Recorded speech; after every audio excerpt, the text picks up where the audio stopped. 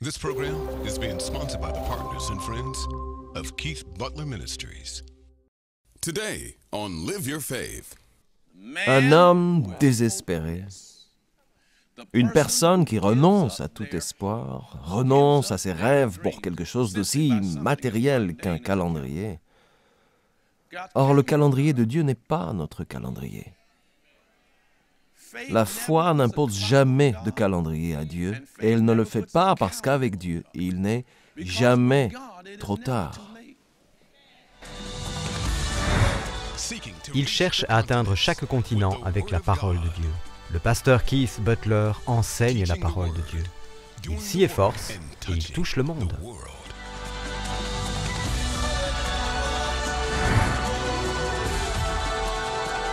Et maintenant, voici pour l'enseignement d'aujourd'hui, le pasteur Keith Butler.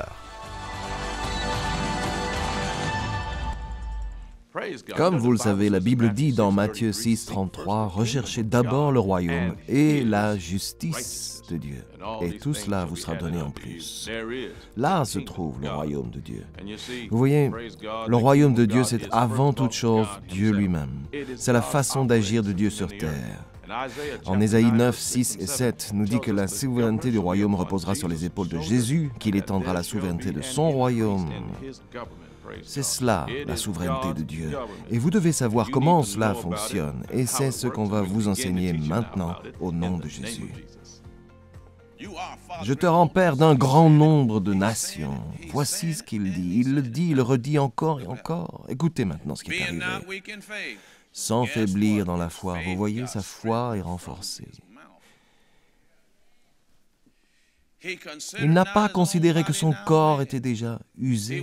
Il n'a pas constaté qu'il était mort. Comment le considère-t-il? Vivant. Puisqu'il avait près de 100 ans, ni que Sarah n'était plus en état d'avoir des enfants. Comment la considère-t-il? Vivante. Romains 4, 20, il n'a pas douté par incrédulité de la promesse de Dieu, ce qui signifie qu'il n'a pas abandonné, mais il a été fortifié par la foi, et voici ce qui suit directement, il a rendu gloire à Dieu. Il s'est mis à prier et à rendre gloire à Dieu. Il a arrêté de penser à son apparence à elle. Il a arrêté de penser à son apparence à lui. Il a cessé de penser à ce qui va, à ce qui ne va pas. Il a arrêté de songer au passé. Il a arrêté de songer à Ismaël. Il a cessé de songer à ce qui s'était passé au chapitre 16. Il a passé outre toutes ces histoires. Et il a commencé à se centrer sur cet instant avec Dieu et il s'est mis à prier du Dieu Tout-Puissant. C'est ce que vous devez faire, vous aussi. Vous devez faire la même chose parce que Dieu fait mourir les choses et les ressuscite. Il met fin au mariage, il met fin au compte en banque, il met fin à nos corps. Il prend tout ce que l'ennemi a mené à la mort et si vous coopérez avec lui, il peut ressusciter toutes choses. Et l'ennemi ne peut rien faire contre ça si vous êtes le partenaire de Dieu. When you are God's partner.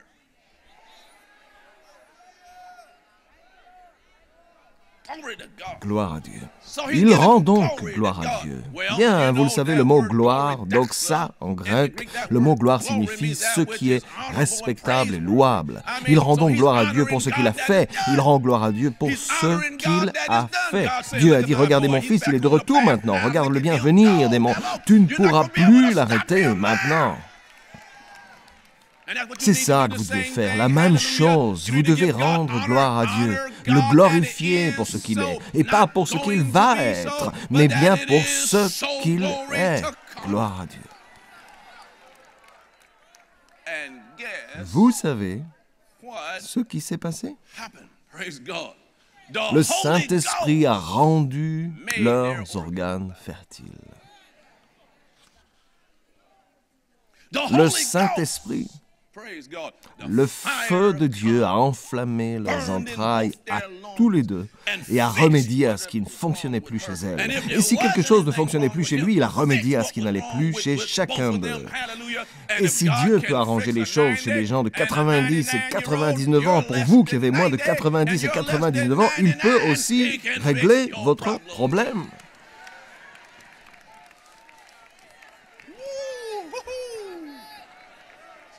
Mon petit-fils dirait « Ouh !»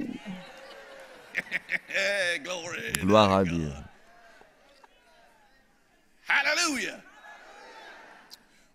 Bien, vous savez ce qui est arrivé à cet homme? Il n'a pas douté par incrédulité de la promesse de Dieu, il a été fortifié par la foi, il a rendu gloire à Dieu car il avait la pleine conviction.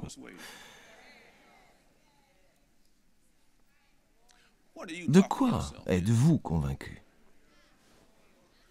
Je suis convaincu du feu de l'Esprit Saint.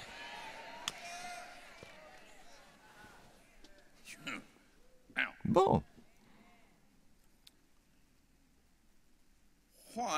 Et qu'est-ce qui permet que tout cela se mette en place? La pureté. Dieu n'a pas jeté l'homme comme un simple mouchoir. Il est revenu vers lui. Dieu s'est approché de lui. Abraham avait raison, pureté, parole, action. Il devait agir, prier, et le Saint-Esprit a rendu tout cela vivant. Bon, il y a également d'autres choses à ce sujet dans le royaume de Dieu que nous voulons contempler. Prenez la première épître de Jean, au chapitre 3. Merci pour cet Alléluia. Vous allez tous donner un petit coup de main à cet homme. Il ne veut pas être tout seul.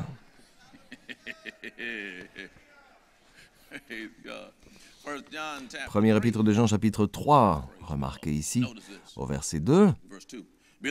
Bien-aimés, nous sommes maintenant enfants de Dieu, et ce que nous serons un jour n'a pas encore été révélé. Mais nous savons que lorsque Christ apparaîtra, c'est Jésus, nous serons semblables à lui, parce que nous le verrons tel qu'il est.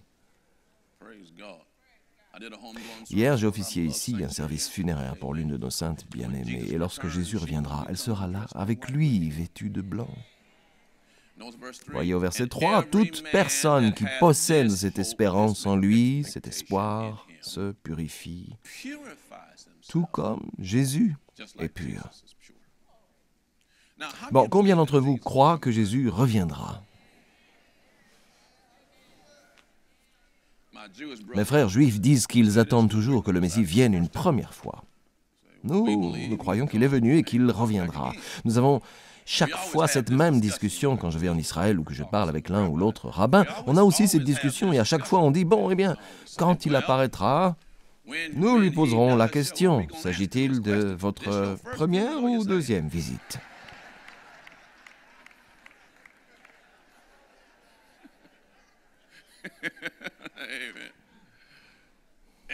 Amen, car nous croyons qu'il reviendra. Et si vous croyez qu'il reviendra, que devez-vous faire? Vous purifiez car il est pur. Vous purifiez parce que... Prenez la première épître aux Corinthiens, chapitre 6. Prions son Saint-Nom. La première épître aux Corinthiens, chapitre 6, verset 9, dit « Ne savez-vous pas que les injustes n'hériteront pas du royaume de Dieu?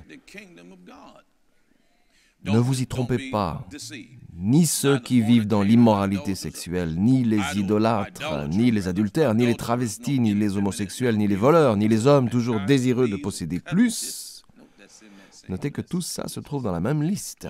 Désireux de toujours posséder plus, ni les ivrognes, dans la même liste. Les drogués, ni les calomniateurs, les fêtards, ni les exploiteurs n'hériteront du royaume de Dieu.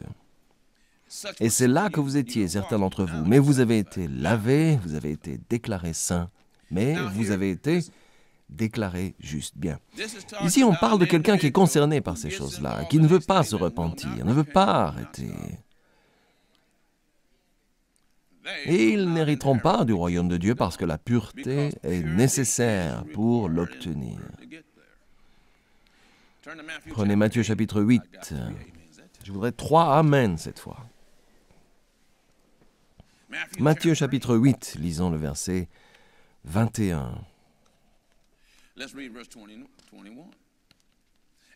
Un autre parmi les disciples lui dit, « Seigneur, permets-moi d'aller d'abord enterrer mon père. » Mais Jésus lui répondit, « Suis-moi et laisse les morts enterrer leurs morts. »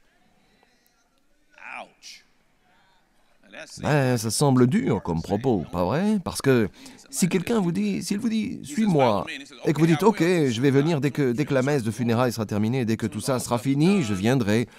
Et lui vous dit, tu viens maintenant. Laisse les morts enterrer leurs morts.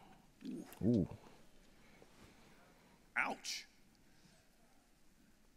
Cela semble, comme on dit, une attitude insensible. D'accord? Ce sont les principes du royaume. Le premier est la pureté, le second est l'obéissance, c'est l'aspect dont on débat ici. Ce dont on parle ici, c'est de l'obéissance à Dieu, quoi qu'il vous en coûte, et pas même d'abandonner sa famille. Prenez Matthieu chapitre 25. Parfois, les plus grandes forces que Satan utilise contre vous, c'est votre propre famille.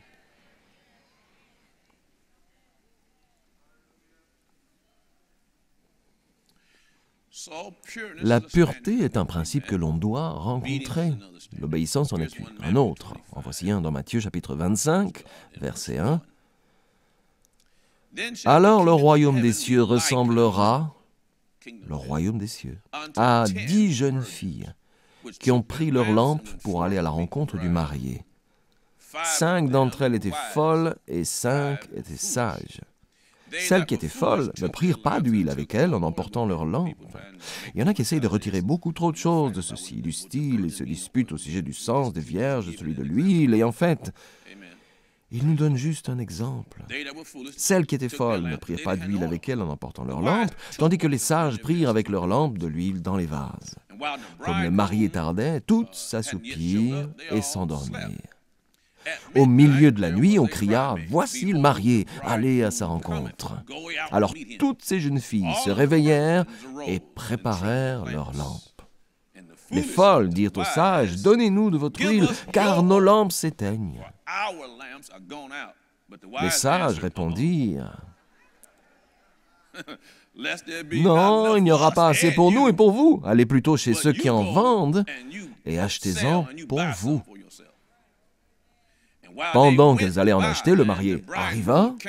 Celles qui étaient prêtes disent toutes « Prêt ». Redites tous « Prêt ». Entrèrent avec lui dans la salle de noces et la porte fut fermée. Plus tard, les autres jeunes filles vinrent et dirent « Seigneur, Seigneur, ouvre-nous » Mais il répondit « Je vous le dis en vérité, je ne vous connais pas. » Et voici la conclusion au verset 13. Restez donc vigilants.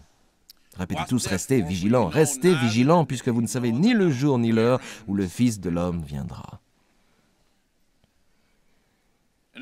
Cela veut dire que Jésus peut apparaître. La Bible nous explique que cela peut arriver en un clin d'œil, et non en un coup d'œil. Un coup d'œil, c'est trop lent. Ça arrivera en un clin d'œil. Vous n'aurez pas le temps de dire « Seigneur, pardonne-moi », il sera là. Quel est le principe suivant du royaume? La disponibilité. Vivre comme s'il allait venir dans la prochaine milliseconde. Et si vous n'êtes pas prêt, sérieusement, si vous n'êtes pas prêt, vous feriez mieux de vous préparer l'année du Saint-Esprit et du pouvoir. Ce qui arrive à chaque fois que le pouvoir de l'Esprit Saint apparaît, c'est comme dans les Actes des Apôtres, au chapitre 4 et 5. Au chapitre 4 des Actes des Apôtres, le pouvoir est apparu et vous bénéficiez de grandes grâces. Vous aviez toutes sortes de guérisons, de miracles. Et tout cela arrivait en même temps. Ceux qui mentaient au Saint-Esprit mouraient, comme Ananias et Saphira, durant la même période. Vous entendez? Vous entendez ce que je dis? Et il ne l'a pas fait. Dans les critères du royaume, il y a donc la pureté, dites tous pureté, l'obéissance, dites obéissance, disponibilité, dites tous disponibilité. Et voici le critère suivant du royaume. Là où nous sommes, verset 14. Ce sera en effet pareil au cas d'un homme qui, partant pour un voyage, appela ses serviteurs et leur remit ses biens. Il donna 5 sacs d'argent à l'un, 2 à l'autre et 1 au troisième, à chacun selon sa capacité, puis il partit aussitôt. Celui qui avait reçu les 5 sacs d'argent s'en alla travailler avec eux et gagna 5 autres sacs d'argent. De même, celui qui avait reçu 2 sacs en gagna 2 autres. Celui qui n'en avait reçu qu'un alla creuser un trou dans la terre et cacha l'argent de son maître. Longtemps après, le maître de ses serviteurs revint et il leur dit « Ok, c'est le moment de faire les comptes. » Celui qui avait reçu les 5 sacs d'argent s'approcha, en apporta 5 autres et dit « Seigneur, tu m'as remis 5 sacs d'argent, en voici 5 autres que j'ai gagnés. » Son maître lui dit « Ah, c'est bien, bon et fidèle serviteur. Tu as été fidèle en peu de choses, je te confierai beaucoup. Viens partager la joie de ton maître. » Celui qui avait reçu les 2 sacs d'argent s'approcha aussi et dit « Seigneur, tu m'as remis 2 sacs d'argent, en voici 2 autres que j'ai gagnés. » Son maître lui dit « Bien, bon et fidèle serviteur, tu as été fidèle en peu de choses, je te confierai beaucoup. Viens partager la joie de ton maître. » Et je pourrais encore en dire beaucoup plus, mais je me contenterai de dire ceci. Remarquez, même si, parce que Dieu a donné à chaque homme en fonction de sa propre capacité, vous pouvez dire aussi qu'il s'agit de vacation ou d'onction. Bon, mais les gars qui avaient 5 sacs et celui qui en avait 2 ont reçu la même récompense. Ils ont été récompensés tous les 2 en fonction de ce qu'on leur a demandé de faire. Donc, si on vous sollicite au sein du ministère des aides pour nettoyer l'église et que vous n'avez peut-être pas une vocation d'apôtre, vous savez quoi? Vous recevrez la même récompense qu'un apôtre. Bon, aux yeux des gens, ils ne peuvent pas vous donner de tape dans le dos. Oh, vous n'êtes rien du tout. Mais pour Dieu, vous êtes quelque chose. En réalité, j'oserais vous dire que sans le ministère des aides, il n'y aurait pas de ministère apostolique. Si les gens n'aidaient pas, écoutez, nous sommes tous rassemblés pour accomplir ensemble l'œuvre de Dieu et chaque travail en soi est important, quel qu'il soit.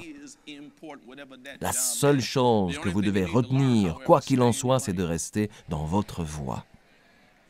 Pas besoin de vous emballer, de décider « Ah, je voudrais, je veux ». Vous savez, si Dieu vous demande de faire fonctionner un studio de télévision, de faire marcher un studio de télévision, quoi que ce soit, ne décidez pas de... Si quelqu'un vous a dit que vous aviez une belle voix, ta voix est aussi belle que celle du pasteur. Bon, alors avec une belle voix, je vais devenir prêtre, pasteur. Mais bon, si Dieu n'a pas décidé ça, vous serez un prêtre raté. Et mettre la pagaille entre les gens parce que vous êtes sortis de votre voie. Trouvez votre voie, restez dans votre voie. Les accidents surviennent quand vous franchissez le centre de la ligne.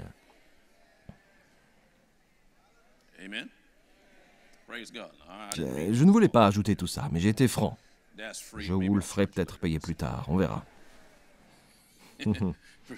C'est 24. Celui qui n'avait reçu qu'un sac d'argent s'approcha ensuite et dit « Tu es dur, tu m'as demandé de faire quelque chose. » Il dit au verset 25, « Mais j'ai eu peur de ce que les gens allaient dire, j'ai eu peur de quoi j'aurais l'air, j'ai eu peur d'être mal compris, j'ai eu peur de perdre mon travail. J'ai eu peur et je suis allé cacher ton sac d'argent dans la terre. Le voici, prends ce qui est à toi. » Remarquez la réponse du Seigneur. Souvenez-vous qu'il a évoqué le royaume de Dieu. Son maître lui répondit, « Serviteur mauvais et paresseux. » Mais pourquoi il est mauvais? Il n'a pas volé.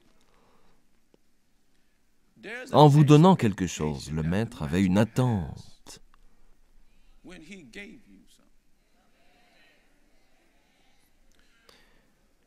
Voyez-vous, la morale de toute cette histoire est « Enrichissez Dieu ». Il dit « Serviteur mauvais et paresseux ». Il dit « Maintenant, verset 27, il te fallait donc remettre mon argent au banquier. Au moins, j'en aurais retiré un intérêt. Puisque tu n'as rien fait, j'aurais pu le donner à quelqu'un qui m'en aurait retiré un bénéfice. » Il dit « Prenez-lui donc son sac et donnez-le à celui qui a les 10 sacs d'argent. » Bon, si vous regardez les autres récits de ça chez Luc, parce que Matthieu, Marc et Luc mettent tous l'accent sur des choses différentes. Mais si vous observez les autres récits, quand il dit « donnez-le à celui qui en a 10 », ils disent « Attends, il en a déjà 10 ». Parce que c'est comme ça que nous raisonnons. Il en a déjà 10, pourquoi ne pas le donner au gars qui en a 5? Parce que ce n'est pas comme cela que Dieu raisonne. Et il ne pense pas comme nous, il pense au rendement.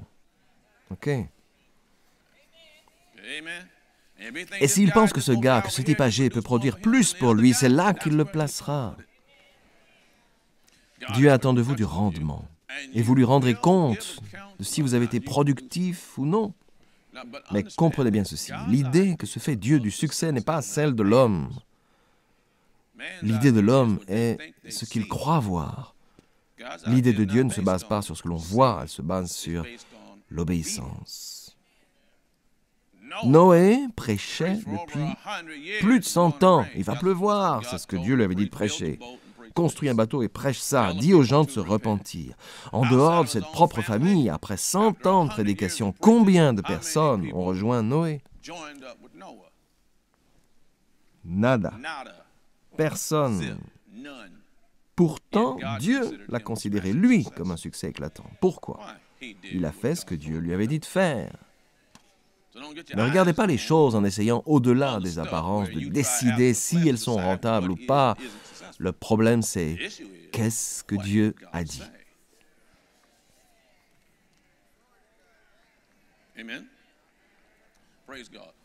Un verset encore, prenez la première épître aux Thessaloniciens, chapitre 2. Vous comprenez quelque chose de tout ça?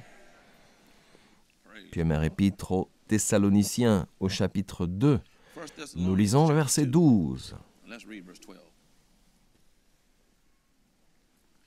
Nous vous avons encouragé, réconforté et supplié de marcher d'une manière digne de Dieu qui vous appelle à son royaume et à sa gloire. Le mot « digne » signifie de manière appropriée, que vous cheminez de manière appropriée, comme un enfant de Dieu dans son royaume, en lui apportant gloire et honneur.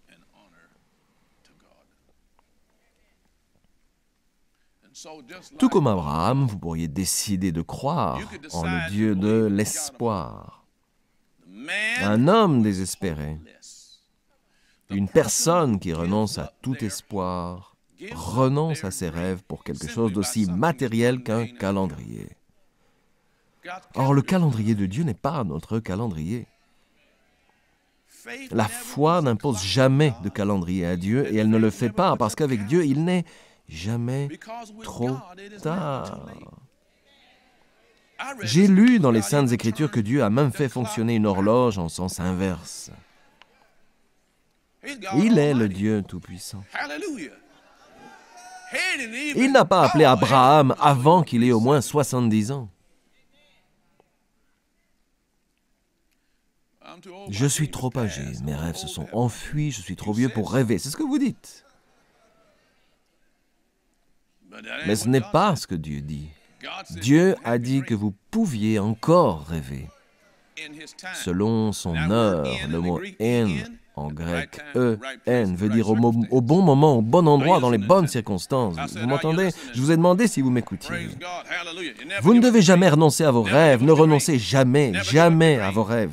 Ne jamais, jamais, jamais, jamais, jamais, jamais, jamais renoncer à vos rêves. Je vous ai dit de ne jamais renoncer à vos rêves. N'y renoncez pas. Affrontez-les. Pas de l'avance sur Dieu et ne prenez pas de retard sur lui. Qu'est-ce que je devrais faire alors? Allez-y.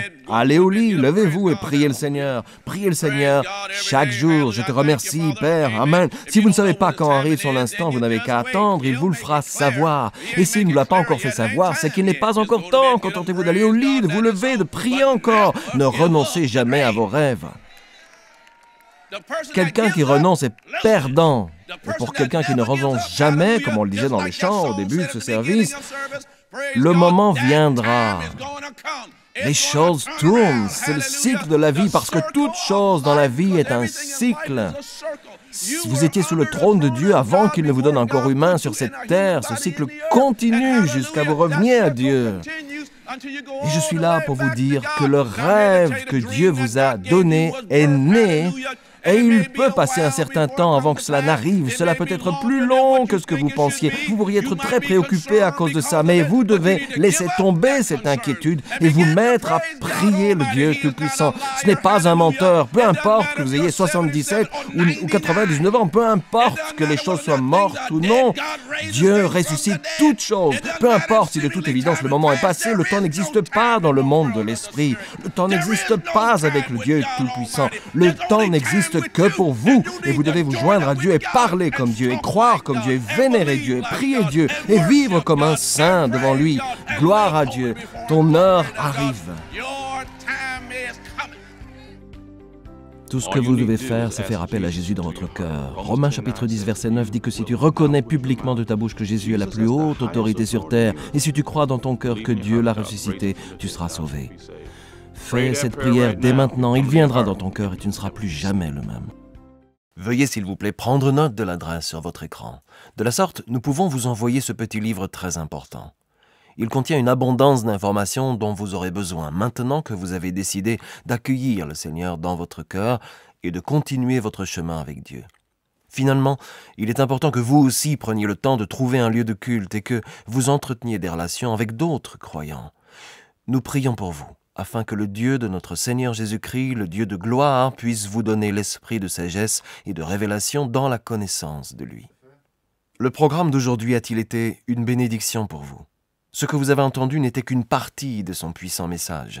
Vous pouvez commander la totalité du service d'aujourd'hui sur CD, DVD ou par DVD sous-titré MP3 ou MP4.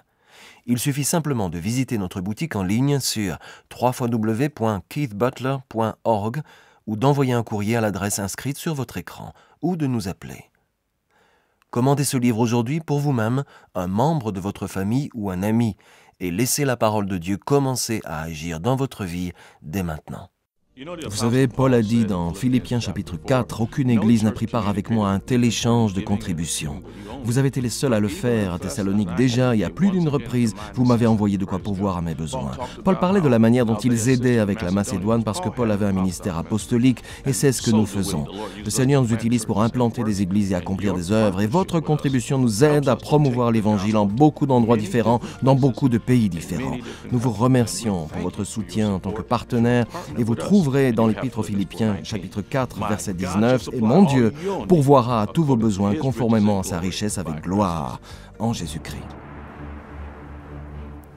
La vie de beaucoup de gens a changé de manière radicale grâce au travail des ministères de Keith Butler. Des gens qui n'avaient jamais entendu prêcher le message de foi ont désormais faim de la parole de Dieu. Ils font l'expérience du pouvoir du Saint-Esprit et ils osent croire Dieu sur parole. Que c'est excitant de prendre part à cela. Nous vous invitons à devenir partenaire de Keith Butler aujourd'hui, tout comme nous travaillons à remplir la mission du Seigneur en allant prêcher l'Évangile à toutes les nations. Votre vie sera grandement bénie si Dieu continue à manifester ses bénédictions dans votre vie. Devenez membre dès aujourd'hui. This program was brought to you by the friends and partners of Keith Butler Ministries.